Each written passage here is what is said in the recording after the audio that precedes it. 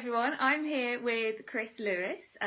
He's very kindly invited me into his very tidy and clean home for this interview. We're obviously going live on our Facebook page, and we've been promoting it around a bit, so I hope that when you maybe watch this again when it's not live anymore, you can share it with your friends as well. I am Emily Hodge, and I am a coach and a therapist, and I work generally in the cancer world, supporting people to move on during and after a cancer diagnosis.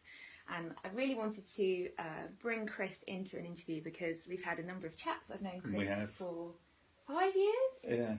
Yeah, at least about 5 years. Yeah. And every time we talk, he makes me laugh a lot.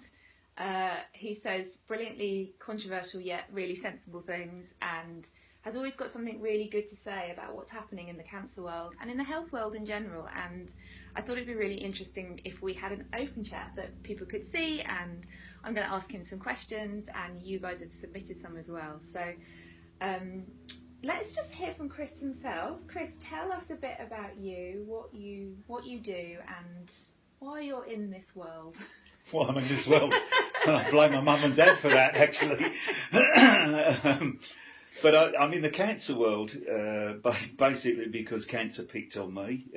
I've been doing quite well up to the age of 50, and had no physical problems. But anyway, cancer picked on me, and it picked on me in quite a big way. And I was lucky. I made it through the treatment.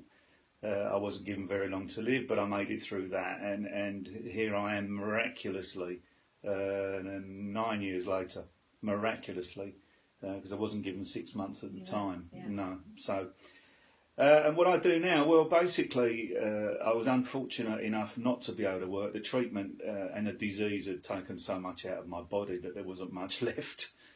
And unfortunately, I'm not able to work on a regular basis. But I wasn't too impressed with what I saw in terms of cancer support. I must be honest, I was disappointed with that. And I thought, actually, if I'm not going to have long left in life, I think my raison d'etre is now actually going to be to do something about that and to make a bit of noise. So I've certainly made some noise. I don't know whether I've done anything about cancer support, but I've certainly made some noise about it. What kind of noise do you think? Yeah, I'm quite loud. I've got my own sort of style. It's unique. I don't know. It's probably a bit Marmite. If some like it and some hate it. But it is my style, and I try and get up. I tell it as it is. I've learnt the value of time.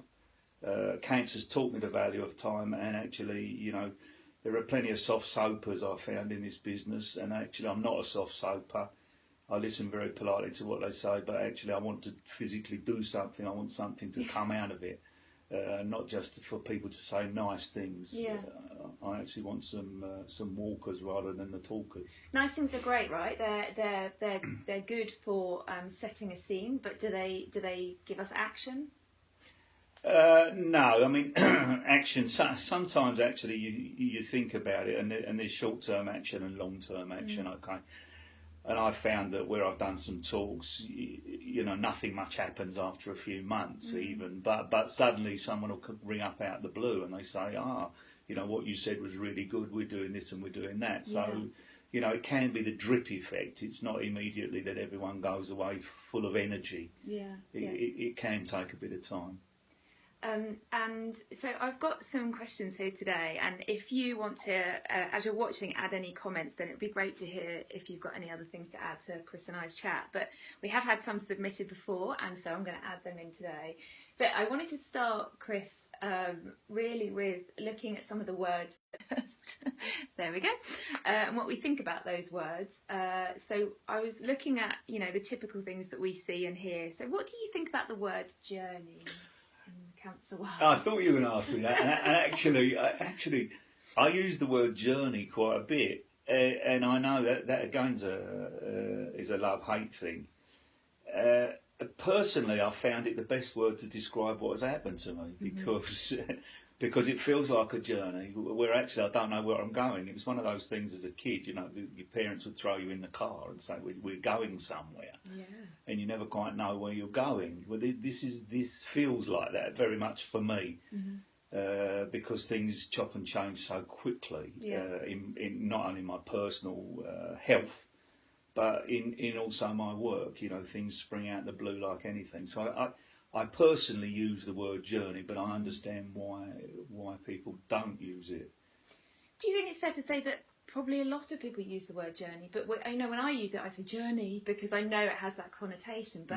But why then should we not embrace it and allow it to be a word? Because we do tend to use it, don't we? We hear it and we do use it. We do use it, and there has to be a word to describe it. And sometimes it's not always. You can't actually always find the right word that fits that. But for me, journey does fit it. I do feel guilty, and you're right. I don't know why, but I do use it. Because I know a lot of people don't like it particularly, but I don't know what words they use actually. I think we probably all use them. I don't know. If you have other words, submit them and we'll start using them. Yeah, absolutely. We'll for using them.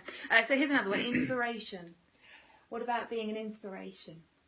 Yeah, I wrote a piece about inspiration because I hear that word a lot actually. I hear that word a lot. I hear it from my doctors and I hear it from a lot of places that I go and talk and a lot of people I meet. I hear that word. I personally get embarrassed when I hear it, but I looked it up, and it means actually someone that inspires you to do something away from your normal life because you've seen what they do. And because for me, someone inspiring would be, I don't know, in football, somebody like Bobby Moore, or he was a good guy but a nice footballer, and good people, genuinely good people. But now since I've looked up the word inspiring, I can understand why people use it.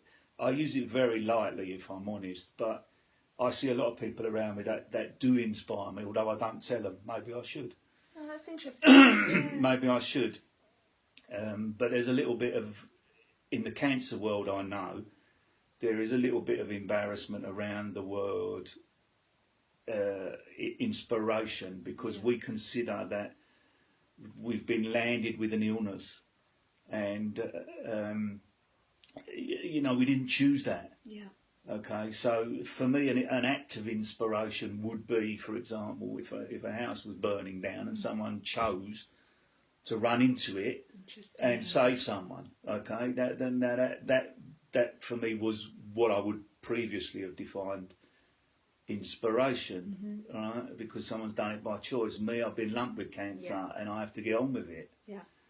But I also see that how my life has changed because of cancer, how what I've done could be seen as being inspiring for somebody who's just started on their cancer journey. Because if I replay my life, if I just started and somebody had told me that they'd done what I've done, I'd say, bloody hell. Excuse the language, Facebook. We don't mind, do it with Facebook. Okay. That's unbelievable. So I can see why people use it, but actually I feel embarrassed when I hear it. I do go a little bit pink, if I'm honest, because I just think I consider it to be just what I do. But there is something about, perhaps it goes in line with the word brave as well, which is kind of the idea of you're so brave for having been through it. And it's true, people are brave. There's no taking that away. It's just exactly what you said around the choice. I didn't really choose to have this happen. I happen to be brave because I'm coming through it. But there maybe is something about the energy of it as well. The energy of inspiration is usually around that enthusiasm for something. And I would say the enthusiasm is what probably prompts people to think, wow, you're so enthusiastic about this. That's inspirational as well, you know? Yeah, actually the enthusiasm angle, Emily, is very important. And I found, I have a passion for it. I see it up close and personal. I see the impact that people make in this business, and I've seen lives change. I've seen that because I'm up the front end, and I see it frequently, actually. And in my work, even, when I meet people that are not associated with cancer, who maybe want to sponsor the work I do and things like that, that changes their lives. Believe it or not. So they're like, wow, I didn't know this sort of thing happened. So, I know again it's a word I thought was quite overused actually, but no, since I've looked into it, Yeah. I can see it, and actually I truly believe that most of us are inspirations for other people. I truly believe that in whatever walk of life we're in. Mm. You know, there are good examples of people. Yeah. You know, even if you're just putting groceries through in a supermarket, Yeah. you'll see somebody that actually I'd like to be like them. Yeah. So I think we're all inspirational to some people. I think that's a really lovely point, actually, isn't it? It doesn't have to be around just the cancer world, No. Or health world. It could be anything. No, sport, famous celebs or anything. It's not that, you know, because I see somebody on my telly every day, I don't find them inspirational people. Yeah. Do you know what I mean? They're just there in the day. There's something about one of the ideas of resilience, which is quite sort of a big word at the moment, is a strategy to be, or look at strengthening your resilience, is to find people or things that inspire you in order to kind of work out what, you know, you're moving towards. And that can be quite, you know, enlightening as well. It's sort of finding those people, then why you latch onto those people and what they're saying. And, you know, as you said, you have been called inspirational, particularly by perhaps a group of people who are just starting their cancer journey or coming out of it. And I'm kind of interested in that idea of, you know, throughout today's talk, it would be lovely if people who are going through it can see what can happen. And it's not that idea of you can be this really energetic person, because we don't have to have loads of energy, do we? No, bloody hell, no. What do you think about, I mean, whether it's talking about your, you know, first 6 months when you were diagnosed to now, whether it's thinking about someone else's first 6 months to their future, what might you say to that sort of change in time when it's technically over, but you're sort of in recovery and you're coming out of it? I think the most difficult thing about cancer generally, Emily, is the fact that it affects us all differently, right? And actually the important point to make is that what I find now, which I don't like to see, but I can see why it happens, is people start comparing themselves with others, okay? And you know, so listen, go back to the 6 months after I came out of hospital, as you say. I mean, I couldn't do anything. I couldn't shower. I couldn't do anything hardly. You know, I barely could get up the stairs. So I wasn't, much as my thoughts turned to actually I want to do all these things. You know, that was purely only in my mind. Physically, I could do nothing. But even at that time, you know, there were people cracking on with trying to improve life for others, and I was looking at, bloody hell, why can't I do that? I see. Right? But now I see it happening with me, because so far I've been fortunate this last year or two where my health has held, and I see others come to do their bit, and they start saying, oh, I'm not... You're so busy all the time. You're involved with all these different functions, and I can't. I'm just starting my blog. You know, I've got 3 readers. Yeah.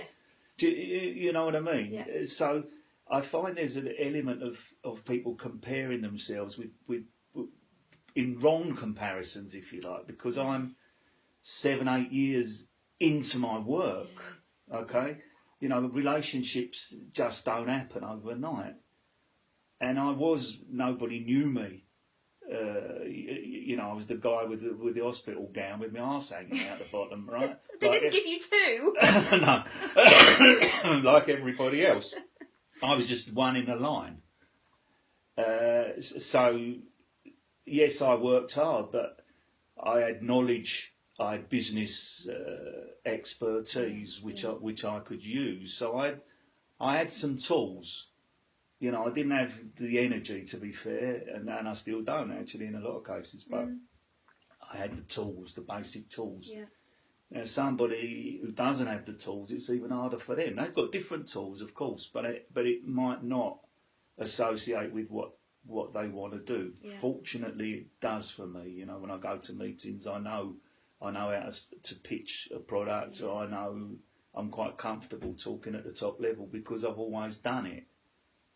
But if you're starting from nothing, so, you know, using me or others like me, and there are plenty of me's around, we have a bit of a head start in certain regard. I'd argue that there aren't many of yous around. Oh, okay. But Well, you know, I see a few on my travels, let's say, but I do love the idea of the comparison. Maybe it's always this ongoing train where we're kind of improving ourselves and thinking, but I really would like to be like that person in some way. And then you're there and you're still thinking, I'd like to be like that person now. Or, you know, it's like it's sort of nice, actually, isn't it? Like a little train. It is an ongoing train because you're right. You know, whichever direction my work goes in, I always see someone who's further on than me. Right. Right. Which sort of, because I've always been a hungry type guy.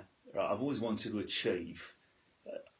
I'm never successful in that because whatever I achieve, there's always something more, right? So I've always been a chaser. I've always been a professional guy, and I still am. And I suppose what I found in the cancer world is that the cancer world, the official world of large healthcare organisations, is not generally full of people like me. So it's not actually hard to do good work there because there's not so much good work being done with respect in a professional manner. That isn't in a very large bracket already, right? It's almost like you'd be a very dissenting voice if you were in an organisation that... that's why I'm not in one. There we go, that's why. And I know you've written a lot about this in various sort of points and definitely. Talks. Yeah. I mean, do you have one way, well, there must be more than one, but is there a way that can be remedied in some way?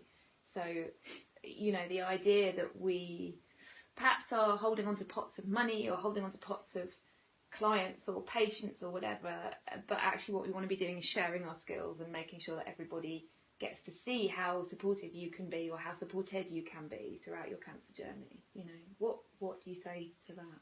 Yeah, I agree. That is the case. Right. That is the case. People are holding on to pots of money. I don't want to go too much onto that detail if I'm honest. But if I'm honest, I had a layman's view of healthcare. Right, I didn't need it. I didn't use it. I didn't know anything about it. I just knew that it was there. Okay. But I was naive, it seems, because when I've worked for myself for, I don't know, 30 odd years, whatever it was, and I would have considered myself reasonably successful in what I did.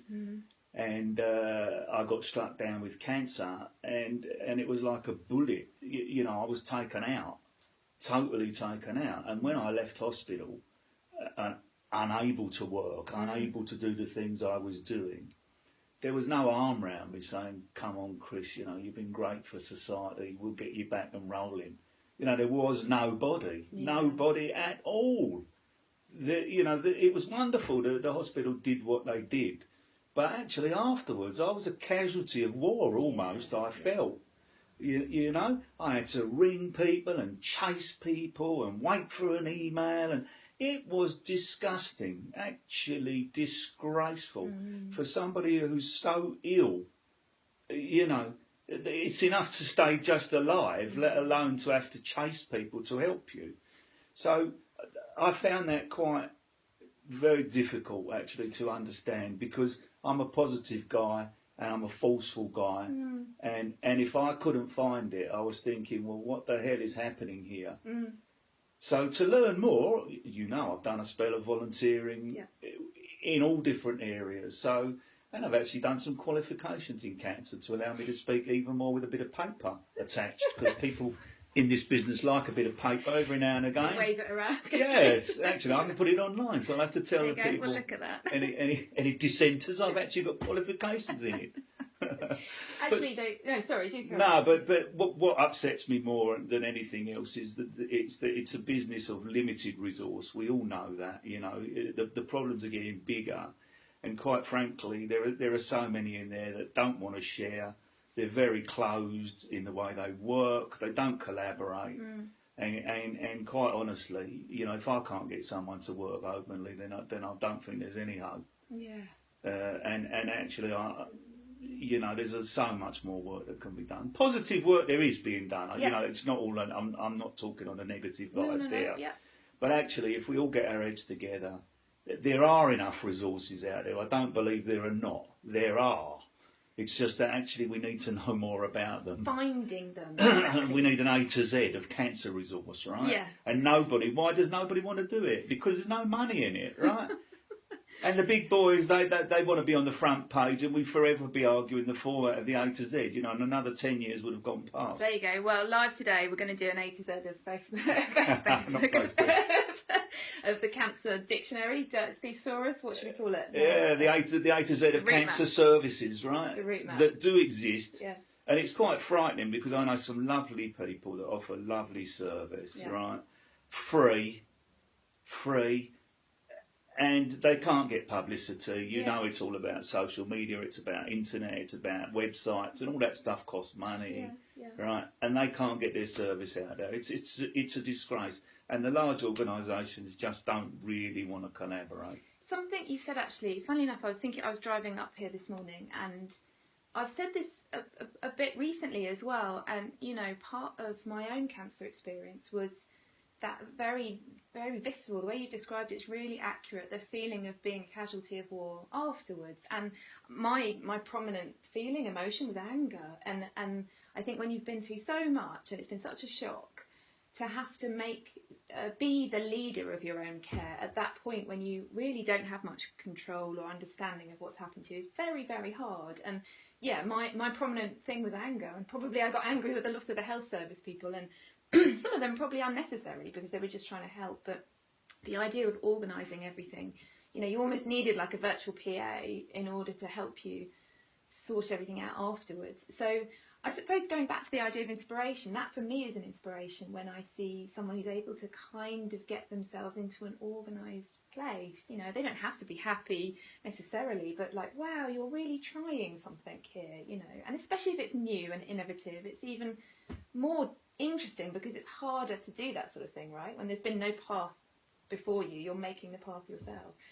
Chris, just as I'm talking, I've noticed we've got some comments. Should we take a look at some of these? Please do. Please do. I can't see them with my eyes, but I've got my glasses on, so you're it's young. Right. So we've got Kaz. We're all on a journey, and sometimes it feels like a magical mystery tour. That's very, very appropriate. Yeah, lovely, Kaz. That's very good. Lovely. We've got Alex. Great to hear you talk. Can you share some of the tools you used to get through your cancer journey? Oh, that's a good question. That's a great question. Do you want to answer that now, or should we go to that at the end? What do you feel? Let's go in chronological order. Yeah. That's a good word. Done. So yeah. Oh, that is chronological. So yeah. What are some of the tools that have gotten you through? My biggest tool, if I'm honest, Alex, is my sense of humour. If I'm totally honest, without that, I don't think I'd even be here today, quite frankly, because I've seen some very frightening things, and humour is my biggest weapon. And actually, if I may, and determination and patience, actually, Alex, is another one. I'm the eternal patient, because I'm a business guy and everything used to happen on time, and it had to happen on time because there were financial penalties if it didn't. But once I went into the National Health Service, I realised it was quite different to that. Everybody was lovely, don't get me wrong, and every appointment was worth having and worth seeing that person. And they always gave me the time that I needed. So, at the end of the day, I couldn't complain. But where I had an hour appointment, I had to leave half a day time to do that hour appointment because everything was just wonky. And the parking. And all the other stuff that goes with it. But I'd like to share a story, if that's possible. Go ahead, please. Is it possible? So, I've always been a humorous guy. I don't know where it came from, if I'm honest, but I've sort of developed that. And so my intention was to go to my first chemo session with humour. But actually that was masking the fact that I was quite frightened. And I went into the we've all seen pictures of chemo wards, and it was exactly like that. And, there were people with no hair and people with bandanas and that sort of stuff and drips and it was horrific, if I'm honest. And I thought, wow, I'm joining these guys. But I was still chirpy, and I thought, actually, this cancer's not going to get me, this chemo thing. They talk it's all terrible, but come on, chemo. Right? So I walked into the room Anyway, it took them 8 goes to get into my veins. So by this time, people were starting to look. You know, everyone's sort of looking down, a bit like on a train. No one wants to get involved with the new boy, right? So I had a laugh about it being like a dartboard or something. You know, who's going to have another go in it? Anyway, I cracked a few jokes during the afternoon, but still feeling quite dreadful. But I know I've got a loud voice, right, and it's just part of me, and I can't really whisper even. So I'm no good at telling secrets because everyone can hear. What'd you say? So I had some chats with some nurses and the poor lady next to me. I think she had to put her ear mufflers on to stop me talking. But at the end of the session, a lady from the other side, she was caring for her husband, and she came over and she said to me, "Oh, excuse me, I hope you don't mind me asking." So I said, "No, what is that?" And she said, "Which rota are you on? You know, are you every week or are you every 2 weeks?" So I thought, oh, blimey, she wants to be on the rota I'm not on. You know, I've upset her already. And I said, "No, it's every 2 weeks." And she said, "Oh, that's good." So I was waiting for the punchline, and she said, "My husband, he came for the first chemo." She said he didn't stop laughing from beginning to end, and he was so frightened. But he said, "Now it's done. Can he come on your session every 2 weeks?" So I learned then that actually this humour thing, it's a good thing. It's not for everyone. We know that. Yeah, and there were people that wanted to be quiet there, but there were people also that were very frightened, and just that odd smile and bit of laughter. Yeah. And I've had so many instances where I've laughed in hospital with other patients, and you know, very seriously ill patients too. Yeah. But laughter, I think, that's a great question, Alex. Laughter's the one that's got me through anyway. Good humour. Yeah, but I don't know, it's not something you can really learn, is it? You've either got it or you haven't, I suppose. I think your personality probably enhances as well as you not enhances necessarily, but adapts to certain things. So perhaps after the experience, you're kind of able to allow things out. If you were humorous before, then that's not necessarily different, but maybe some people have more confidence to be, I am just going to laugh more because I need to now. I don't know, maybe that's part of it. Yeah, the confidence, it's funny actually, the confidence thing, you know, some people lose their confidence. Yeah.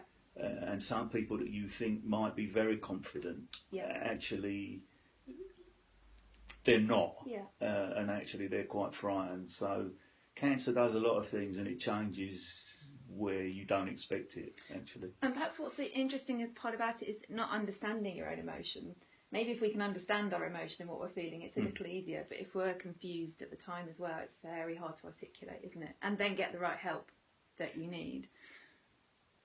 Yeah, it's cancer's very difficult to prepare for, because I said earlier, you know, it affects us all differently, and you can get the books on it. You can be told by your consultant what's going to happen. You know, all these things that may or may not happen. Some don't happen. You know, some of those side effects don't happen for all of us. But it's a difficult thing to prepare for. You actually can't, because you don't know how you're going to feel. Yeah. Not just physically, but the biggest thing these days is the emotional and psychological side of things. I'm really pleased that is being talked about so much more. I know that it's sort of a long way to go in terms of here's your physical treatment and here's your mind. You know, when I went through my treatment, I asked for a clinical psychologist, and there was one for the whole hospital in London, that is, and only because I asked and I kind of pushed for it, did I get it. It wasn't really much talked about unless you sort of knew where to go, and that's quite scary, because a lot of us do need that psychological support just to process stuff, right? Yeah, I mean, my view on that, I've been fortunate enough to have a clinical psychologist, and I've had a holistic medicine practitioner or something, who's come over from the Mayo Clinic. So I met her on 2 counts. I met her on business, and I met her socially, and that is the right way now. Of going forward. Thankfully, we've learned that we're not a set of case notes, we're actually human beings. And actually we want to live some sort of reasonable life after our treatment. And we all need to do different things, we all want to do different things. So, you know, it's not necessarily the right thing to give us all the same treatment, because the after effects are going to stop maybe doing what we want to do with the rest of our lives, if we're lucky enough to survive. That's a lovely way of thinking about it. It's all very particular, and integrated within our lives, isn't it? The things we do. Some people want to do, I talk about this again a lot, some people want to do yoga, other people want to run, other people want to sit and watch DVDs. You know, there's a whole set of things and tools and techniques you can do, or activities that are going to be right for you depending on your stage. I'm just looking down the list. Oh, please do. Yeah, please do. That's the idea of it. Sorry, you're seeing my finger there, everyone. So Kynwyn. Oh, hello, Kynwyn. Hi, Kynwyn. I like the term experience a bit more than journey, but maybe that's just me. It would be great to hear from both of you about what's helped the most over the years in terms of support. Ah, lovely. So it actually kind of moves on from Alex's question around the tools that you've had. What would you say what's helped you the most in terms of support? My wife. Amazing. There's only one answer to that. Amazing. Kynwyn, my wife. But there's only one of her. No, I found the support, you know, my wife's life has totally changed. People talk about people with cancer. Yeah. Their life changing, of course it does. But actually, you know, what the common expression used nowadays is the ripple effect. And that's so true. You know, when this happened to me, my wife had just retired. She's a bit older than me. She just retired. She was nagging me to retire, to be fair, but not in this way. And our plans were to go off and do a lot of travelling. You know, I was going to do another 5 years' work. She was having 5 years to sort herself out, and then we were going to disappear once the kids were all qualified and out of the way. That, of course, hasn't happened. And over many years, she's had to physically help me to do a lot of things, you know, soothe my complex bloody pill regime and all of that. You know, she puts them in pots and every day. So and more importantly, she's nursed me through the really bad times. You know, the really bad times. I didn't know I was on the loo or over the basin, you know, which should be first. It was just dreadful, you know, throwing up all sorts of technicolor stuff. And so my wife had to see that, right? She had to see me at my worst when literally we thought maybe tomorrow wasn't going to happen for us. You know, so she's been through all that. And now she supports me in the work I do, right? You know, now my mission is to go and help others. And she supports me with that. It's amazing. You know, she just asked me, what am I doing tomorrow, the next day? Where am I going? What am I doing? Do I need any pills? No, not really. Not really. She's much more than PA. I think she'd rather I didn't do it, if I'm honest. Not because of the helping situation, but she knows the emotional and physical toil that it takes on me, and she sees that side of things. Yeah. I think it's really interesting. I suspect a lot of us have family and friends that we could also say, you know, there's parts of them or certain people or elements of what people have done for us which are just, you know, you look back and you think, my goodness, you did so much. And it's that to me is actually inspirational. I think about the strength that they've taken in supporting the person with cancer. And you know, I did a webinar a couple of weeks ago, and one of the things that came out of it was that actually the recording might be sent to people's family and friends, because we so rarely are able to articulate the experience ourselves, let alone articulate it to other people. So that's something that's, you know, and we've obviously got amazing organisations like Carers UK, we've got local carers organisations, and I know people don't necessarily like the word carer, but really, I sort of mean loved one, you know, loved one, family or friend or whatever. My wife doesn't like to be called carer. I imagine. No, it's not. It doesn't. The connotation is just not. I don't know. What is it? It isn't negative. It's just. I did a piece of work on the word carer, and I couldn't find anything better. Sorry, I just couldn't shut the door. Sorry about that. I'll be back. I'll go and have a look at some of these. So we've got some of the support. So we've looked at that. So Margaret, more funds needed for psychosocial aspects of cancer. Yeah, that's so true. Thinking about, you know, the mind and body as well, and how they have an ability to kind of keep us going or to stop us when we don't necessarily work together with them. Alex has commented on the A to Z of cancer resources. What do you think, Alex? Would clean up with crowdfunding. There you go. Well, thanks very much. We'll take your advice. Actually, are you a crowdfunder, Alex? Because if you are, we need your help for that. Thanks. I'm happy to head it out, Alex, if you do the crowdfunding side, okay? We'll be in touch. And we've got Precious. I prefer experience too. Journey is annoying. Lovely. So my cancer experience. Okay. Sarah. Oh, lovely. Humour helped me too. Some upsets you around the times though. Yeah. So it's got to be appropriate, right? Yeah.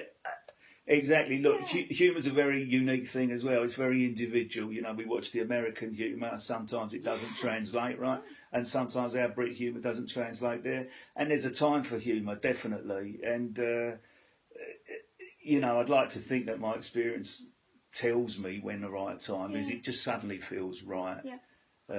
But you're not going to get it right all the time. But if you're the kind of person who can also read people, then you'll know that you'll be aware of it, regardless of whether the outcome is what they want. You're aware of it, right? And that's got to be the first step. Yeah. I'm aware they might not want humour now, or I'm aware more humour would be good right now. Yeah, absolutely. Yeah. Actually, body language is the key to that. Yeah. Thanks. I don't want to be humorous. I will not be humorous today. Sarah, I always wore a nice dress and heels for each chemo session. I didn't want it to feel like a patient. Oh, how Well, that's nice. That's amazing. That is nice. That's a clever idea, that. It's actually amazing. Yeah. I dressed down, actually, because I felt that I was a cancer patient. Yeah, right? And then maybe you can go out for dinner later on dressing up. Or No, not after those drugs. Oh, so George, the poor medical staff and patients who had to cope with Chris's jokes. Thanks, George. Yeah, thanks, George. Oh, lovely. Look, he's written some more. So sorry, everyone, you're seeing my finger there. So more seriously, I love your collaboration. Oh, that's nice. Well, it's just, I've always enjoyed chatting to Chris. It's been brilliant. So I hope that this is, interesting for people. Thanks, George. Thank you. Much appreciated. So I'm just going to look at some more. And so, we've got someone asking, will it be available to watch? Yes, it will be available to watch. Chris will share it on his page and I'll share it on mine too. Yes, I'm sorry about that. You might have to relive it. Yeah, forever. So we're actually coming, we're sort of like 1:45-ish, or we've been going for about 40 minutes. Have we? Can you believe that? No, I Can you believe can't. that? I've still got tons of questions. Well, come on then, get on with it. Let's Stop yapping. Let's just have a few questions for Chris.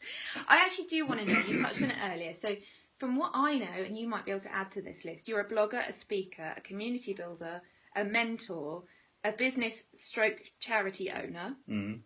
Probably more to that list. What else comes up? No more to that list. I suppose outside of that, covers a lot of stuff. Outside of it, you're a husband, a father. I'm a husband, father, grandfather. Yeah. So my question is, how do you manage it all? Yeah, actually, I don't know that sometimes myself, actually.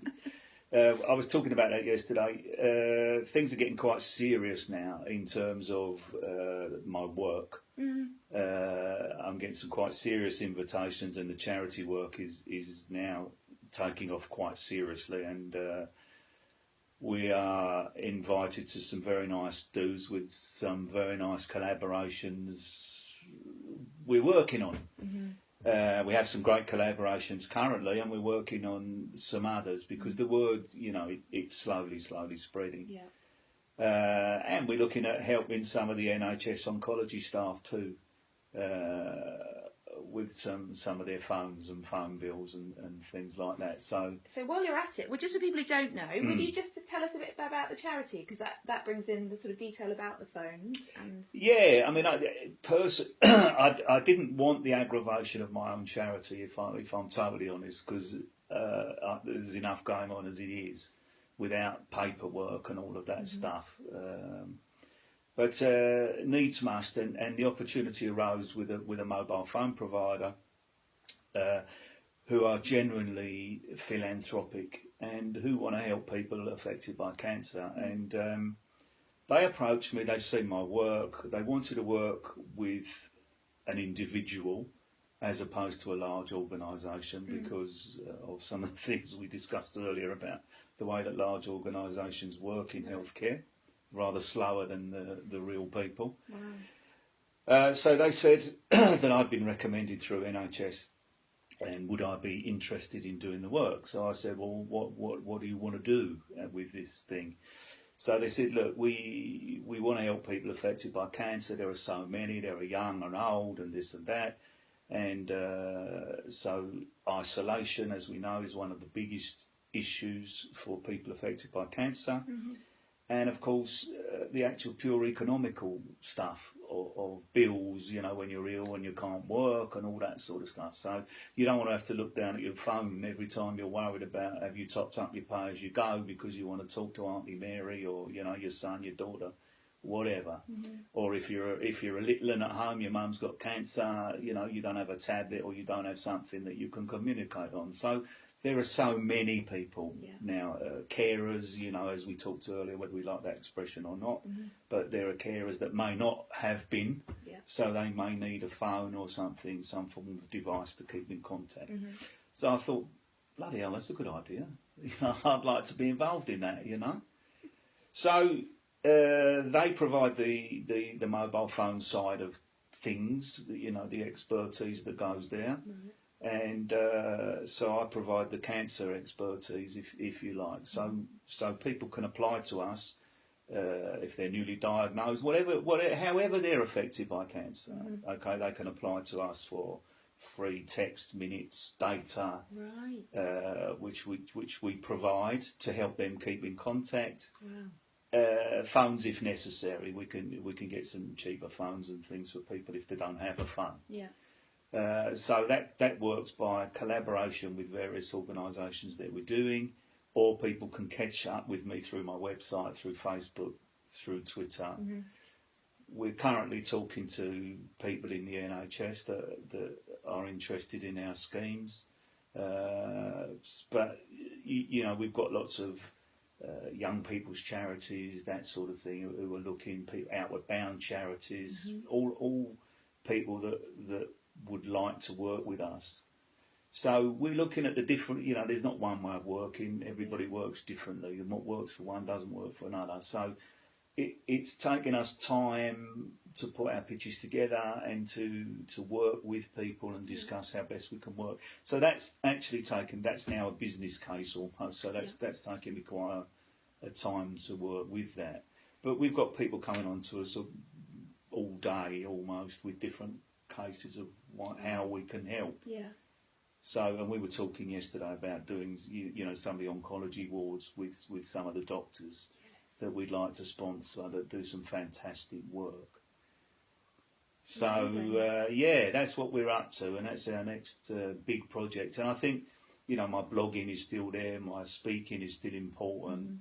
I've got a book on the go, but that's sort of... Oh, so it's an author as well. Yeah, but that's sort of a long way off yet, unfortunately, because the charity's taking over now. So, but how do I fit it all in? I don't know, really and truly. And if my health pops up, then I have to take time out. But everyone I'm working with, they're very flexible people. They're lovely people. They understand my case. I can do what I can when I can. But it's, you know, the phone thing's a wonderful thing now. It's a wonderful, wonderful thing. What's the organisation called? Do you remind us? Well, I'm called Chris's Cancer Community Trust. It is the trust, okay. I'm a truster now, yes, I'm a trust, all the paperwork that goes with it. We've got some lovely trustees. I'm not quite up to Kindwin stage, Kindwin and Emma, you know. They can ask for your... No, I'm not quite tied up in the paperwork as they are. But, you know, I just do my best, really. That's all I can hope for. But along the way, Emily, we've had some lovely people that want to donate. They want to get involved with us. See, it's a win-win. You know, everyone's affected by cancer in their own way. People want to come on board. Firms want to come on board. Someone's got breast cancer. They want us to donate funds or airtime to people affected by breast cancer. Some youngsters, you know, so maybe Great Ormond Street Hospital, Marsden, those... So there's a connection everywhere. And I have some great friends in America, so O2 have told us that we can go there if we want to launch over there. So it's all happening. And it's only started 5-6 months ago? March, I think. Less than, yeah. Amazing. Amazing. You know the time and cancer thing, right? Yeah. I've got to get on with it. You were saying earlier actually about...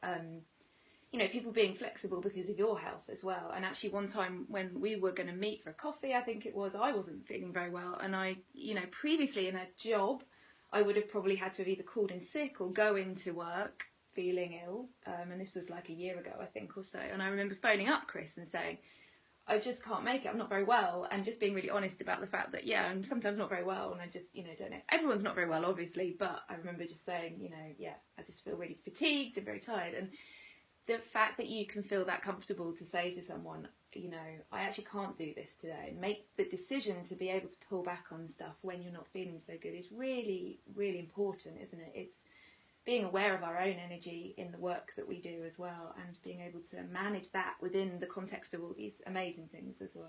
Yeah, you're right, Emily. It is tough because I said earlier in the conversation, I'm a professional guy, and I don't like to make arrangements where I can't do it. But I've learned over the years, what I can do, what I can't do. I try and step my work, so I try and do. If I'm working from home one day, like yesterday I had a big meeting, so I went to a meeting, and now today I'm working at home. And tomorrow I've got my grandson, so that's all out the window. It's a whole other that's job. Working from home as well, in a different way. But I try and stage it so that one day on, one day off, if you like. But obviously social media continues. Yeah. I try and make my plans as best I can to fit. I don't do anything on peak. So everything I do, if I meet people in town, it'll be after 10:30, and I'll be off before 4. So I try and make life as easy as possible. But it's a fact of what I do. It can be unreliable at times. And organising, 7 different types of projects or whatever it is, all those things, it still takes a lot, doesn't it, to be able to manage? To be honest, it does. But management was part of my experience before, so. It's just part of what I do, really. My Google Calendar sits with lots of different colours in it. Bloody hell, if I had a Google Calendar, no, I'd be absolutely lost. No, I've got the physical calendar I write on every day. Oh, no.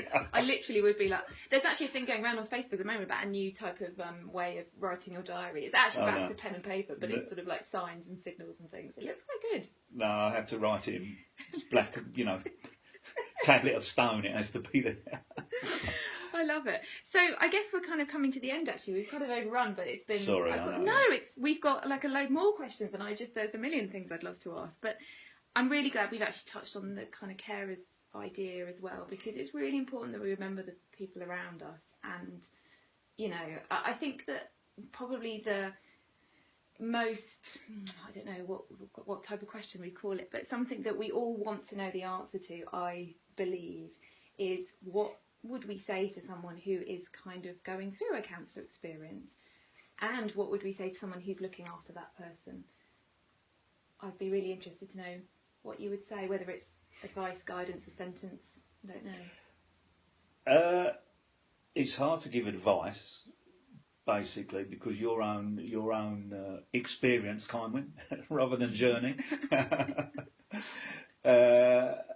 is possibly very different to whatever the other person is going to be. Doesn't matter. Same disease, same diagnosis, same prognosis, same treatment. Yeah. Outcomes totally different, right? So I don't give advice as such. But what I found was most helpful for me was being patient, actually, and learning how to be patient. Because everything takes time, right? And I'm not just laughing about things that happen in the NHS with appointments. I'm talking about after that. Okay, they'll tell you it takes 6 months to do whatever it was. Listen, it was nearly a year before I could start living something vaguely like a normal life. So I was probably the harshest of critics for myself, because I wanted to be the quickest out of transplant. I wanted to be the quickest, I wanted to go run a marathon next week, to say that cancer and transplant. You're talking to Chris Lewis here. But actually, I should have known better. Be the best. Exactly. But I soon learned that actually, no, you've just got to go with the flow. And just do it. And now my patience, I don't get particularly impatient with people, only rude people. But in terms of healthcare, I don't get impatient. I know how the system works. It's frustrating, but it goes slow, and slower than most people would want it. I'm sure it's for a reason. But you have to accept that your treatment might not work in the way that you've been told, you know, not to have too high expectations. Yeah. And going back to where I was before, not to compare yourself, because we all do it, right? We all do it. But don't compare yourself to what's happening for somebody else. Look, somebody else is, you know, they're running next week and I'm still in my hospital bed. Do you know what I mean? Yeah. We are unique. Cancer affects us in a unique way, and we've got to accept that we're not like anybody else when it comes to that. We might like to be, but we're not. I love it. I just really, that's going to resonate with me particularly about comparing, because it's so. It's one thing to kind of look at people and think I want to be like that, but then it's detrimental when you think I don't know how to be, and that makes me jealous or upset or whatever. And they're just not great emotions to have, are they? I just love the word expectation. So you talked about I'm learned to be patient. Can you tell us exactly how? Like, what techniques have you used to be patient? I think, yeah, I think so. In my commercial world, I was only used to things happening at a certain time because my business was demanding. As I said, if we didn't send something in on a certain time, there was a penalty. So I would be used to doing stuff at a time, and I didn't work. I had to work with because if my name was associated with that, I would be the one who took the fall, not the guy who was making the goods. So I had to work with somebody I could also trust. Yeah. But I realised inside doesn't. So I went into my isolation unit, and you're in there, you're on your own, and there's nothing you can do, right? So immediately you can't control anything. You can't control anything. So you have to accept that those things you can't control, which is virtually everything, really, much as we think that we can control, we don't, right? Because nature, economics, everything else is out of our control, really. So I had 6 weeks in there to realise that if I was going to have this pent-up anger, it was going to do for me absolutely no good. So I just laid there and let it happen, right? And then I learned after that the same thing. I got frustrated. I did. There's no doubt about it. I still get frustrated when I go for my appointment now. Why do I get seen at 4 o'clock when my appointment's at 2 o'clock? Yeah. But ultimately, it's worked for me. Yeah. Right, I'm still here when I wasn't expected to be here, and hopefully for a bit longer. So there's other more serious things to worry about, really. There's something about those words, so sort of control, allowing yourself to give over some control, accepting that you may not have control is very, very hard, but somehow getting to there is probably very beneficial. Well, actually, that is the reality, Emily. I thought I had control of my life, to be honest with you, like everybody does, right? But actually, since I've been sick, right, we've gone through a massive recession, so my pension pot disappeared through the floor, right? So at that time, and it's all changed again. It's gone upwards, downwards. You know, now we've got Brexit and we've got all these other things that are going to affect our lives in one way or another. So it doesn't matter what the plan we make. There's others making bigger plans than us. Yeah, true. So I get up every morning now. I'm glad for the day. I see what the emails bring. I see what Twitter does. And, I've got my little appointments. I've got my writing to do. I've got my speeches to prepare. And over and above that, we'll see what happens. And that's the way I live my life now, It's life, isn't it? It is life. I'm not looking for a pension scheme. I'm not looking for a job. I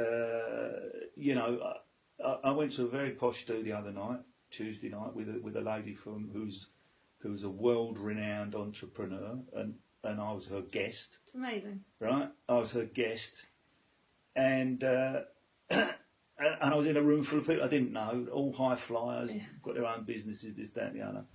Right, and a guy said to me, "Oh, nice to meet you. What do you do?" And I said, "I thought actually I'm not going to go into all this. What am I doing?" I said, "Do you know, I actually help people." And he went, "You help people?" He said, "How does that pay?" I said, "It doesn't actually, but I quite enjoy it." And it all went quiet because other people could hear. I love it. I said, I'm not looking to sell anything. I'm not looking to buy anything, but actually I just help people. That was a good evening. It was a great evening, actually. I made so many contacts. Whenever I speak to Chris, he's always at some kind of amazing dinner do or something. I don't know what he's doing, but... Yeah, well, listen, life's to experience, right? I've got a lot of living to make. I've lost sort of 7-8 years of my regular life, so I've got a bit of making up to do. Yeah. But one thing I know about cancer is that it definitely takes away. That's for sure. It's taken a lot from my life. You know, my source of income, my feel-good factor, my confidence, believe it or not, I was a lot more confident than this even. But it's given me back some other life now. It's definitely another life, because if I think back, I can't even remember now some of the work I was doing and how I did it. But now, this life it's just, you know, the places I go, the people I meet in my work, it's just unbelievable. And I could never have imagined my life turning like this. So, I don't know. Is it fair to say you wouldn't have chosen the experience to get there, but this is an amazing outcome, regardless of that? Yeah, obviously I wouldn't have chosen that experience. And to be fair, if I had my choice, I'd still be working in the work that I was doing. I'd probably have killed myself by heart attack by now, actually. But I loved what I was doing there. But having said that, this is now my default setting, and I love this in a different way. I have a passion for this because this is people, and you know, we all talk about, or not, we don't talk about it now. You're a bit young for it, but I think about legacy, right? I think about a person's legacy, what they're going to leave behind when they go, and that's been on my mind since you know my illness came. And I want people to say, look, that guy was a good guy, did his best to help people, you know. That's what I want people to say. And luckily I've been given this chance, so I've had 8 years or more now that I never expected to have, right? So I'm grateful for that, because a lot of people don't get that chance. And I've had it. And I've had time to put things right a little bit, with a few things I did a little bit wrong. I've put a thing a little bit right, and now I'm doing a lot more right for the reasons. I'm not driven by money, so that actually helps. That keeps the area black and white. I do things because I want to do them. Don't get me wrong, I'll earn money, but I'll only do things that I choose to do where I can make a difference. And also maybe see the actual impact, like whether that's seeing the one person change or a group of people going, this is different, I feel different because of this interaction or this thing that's happened, right? That's exactly how I choose the gigs I do. Because for me, look, you've got to look long term, right? But for me, I can't look long term because there isn't, you know, I can't see much long term, if I'm honest, for me personally. So I only choose the work that I know is going to have short term impact. So whether I go on the evening and make people smile, whether I go on the evening and help people understand a little bit more about what they do, you know, whether I help the NHS England understand a bit more about what they do. You know, those things, if I can make an impact, I don't do anything that might happen 3-4 years down the line. I want people to leave wherever they are and go, that was good, for whatever the reason. Well, I hope that that's what people might say as a result of this. No, that I can't. There are a few trolls on there. Oh no, what's been happening? No, not on our chat, but I mean, you know, they could be trolling me. I can't see any. Oh no, yeah, what's happening? Let's just do one. A lovely Precious. How do you two stay so optimistic? I love that. Well, I mean, I'll quickly answer that. I'm not sure I do all the time. I don't always stay optimistic at all the time. I'm quite realistic about how unoptimistic I can be, and I think that's all I can do is be honest about, you know, how difficult some of it's been. And I think Chris really resonates some of the things that a lot of us will feel and talk about, which is that there's this crazy experience that you can't articulate very easily because it's all so complicated and quite gruesome, some of it, right? And yet you can kind of come out of it but I think you have to do a lot of work on yourself in order to sort of be in a place where you're all right with it. And I'm not sure I am always all right with my cancer experience. I'm very honest about that. I think it's a work in progress, all of us, right? Just so happens that we've experienced cancer and we have a chance to sort of reflect on it. Lots of other people go through all sorts of stuff, you know, outside of cancer, divorces, you know, depression. They all cause us to think about our lives in a very different way, don't they? So optimism, I'm not sure. Staying around people who have a sense of humour helps very much. How about you, Chris? What's kept you so optimistic? Right, okay, so I know you want a brief answer to that. Have we run over to Facebook? We're literally, what, like 2 minutes? Our Facebook going to cut us off. We've got 90 minutes, I think, on Facebook Live. But, okay. We won't go there. Oh, sorry. You can be as long as you like. No, I don't want to be long, really. So up to the age of 50, everything had run good for me, right? I'd done everything, well, except school. School I didn't do very good. But after that, I started my business. That went cracking. I passed my driving test. Right, I found a woman who loved me. You know, couldn't believe that could happen in my lifetime, actually. But everything was good for me, right? You know, business, there wasn't any major disasters. I was earning money. I was travelling the world. Who could ask for more? Bloody hell, I nearly had my mortgage paid off at 50. Who could ask for more, right? So I had no reason to believe that life wasn't going to treat me better for the rest of it. Mm-hmm. But when they told me I wasn't going to live very long and this was a very aggressive cancer and it was very difficult to deal with and da-di-da-di-da, I actually didn't believe them. In my head. Right? It's not true. In my head, no. I thought, actually, this can't be happening. You know what I mean? Yeah, I know these guys in suits, they know what they're talking about, but actually, this can't be happening. Right, so I would turn up to chemo with a smile on my face because I thought, right, all right, I've got to do this, and let's get through it. And the quicker it's done, the quicker I'll get out of it. So I never sort of believed in my head that actually it was going to knock me down. Yeah. And I always believed in the doctors, because the doctors were absolutely wonderful. Without them, bloody hell, mixing their potions, I wouldn't be here today. Yeah. But I've always believed, and even when I come out of hospital with nothing, I didn't have any work, I didn't have a penny piece or anything, I always believed that something was going to come positive from that. There were many times it didn't look like it, because there was many times, you know, you send a post on the internet, one person reads it, you know, it's like, whoa, how can I change the world? But actually, one person at a time. Yeah, one person at a time. But actually, you've got to have that sort of faith in yourself. You know, it's no good saying positive, staying positive. No, everybody says that, but you know, it's hard. We know it. I'm not positive all the time. My poor missus gets the back end of it sometimes. You know, my frustrations and everything else. Yeah. But actually, what people don't really want to hear is they don't want to hear your down times, because they want to be encouraged. And I suppose I've got to that position where if I talked about my down times, you know, other people's going, bloody hell, if it's happening to him. Yeah.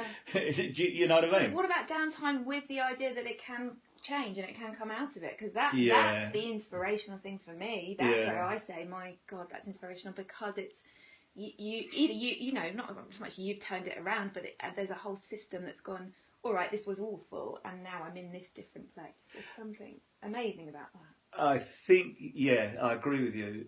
I think for me, the further behind it goes, the more confident and more I can become, if you like, because you know, nobody sees themselves as being weak, but when physically you can't do the basics of life, you can't see where any future comes. Yeah. But so I've been lucky to come through that, and I've come through some other terrible times, and that's sort of a couple of years behind me now. You know, so but I know the warning signs are always there. I know that, but actually, you know, for me, I've gone through the most of the worst things that a person can even go through.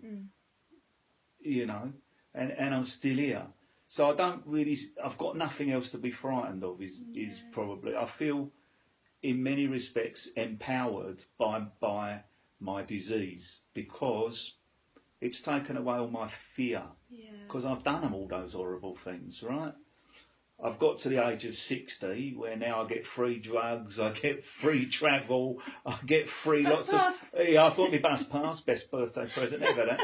That. So, you know, my mortgage is paid off now, so I don't have to impress anybody. You know, to get my pension scheme. Life's a bit more under my own umbrella. Right. It's a bit more what I want it to be, right? If I don't want to do something, I don't do it. If I don't want to get out of bed, I don't do it. If I want to eat chips 2 days, I do it. I eat chips, right? So, for the first time in my life, I feel actually quite free. Yeah. The control. You've got some more control. Yeah, to a degree. But what's the worst that can happen to me? I go out every day, honestly, apart from getting run over by a car. What's the worst that can happen to me? You know what I mean? I've seen most of it. Yeah. And see, that's how you stay optimistic. Yeah, basically. So there you go, Precious. That was Chris's optimism class. Oh, Precious, she should always be Oh, optimistic. she's amazing, Precious. She yeah. should be, that smile. Bloody, I'd kill for that smile. Yeah, and also we'll probably ask you the same back, so I hope you can post that at some point. Yeah, you're an angel, Precious. Aww. Well, I think we've definitely overrun. I've Yeah, overstayed sorry. my welcome. We don't overcook you. No. Thank you so much, everyone, for joining.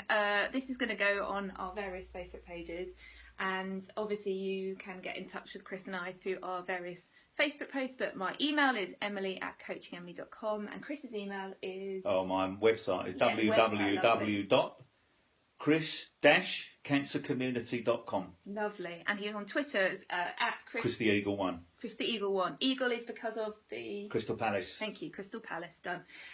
Lovely to see you all today. Thank you so much, Chris, for being my guest. Bye. Thank you, Emily, and thank you, everyone who's joined us. I hope you've enjoyed it.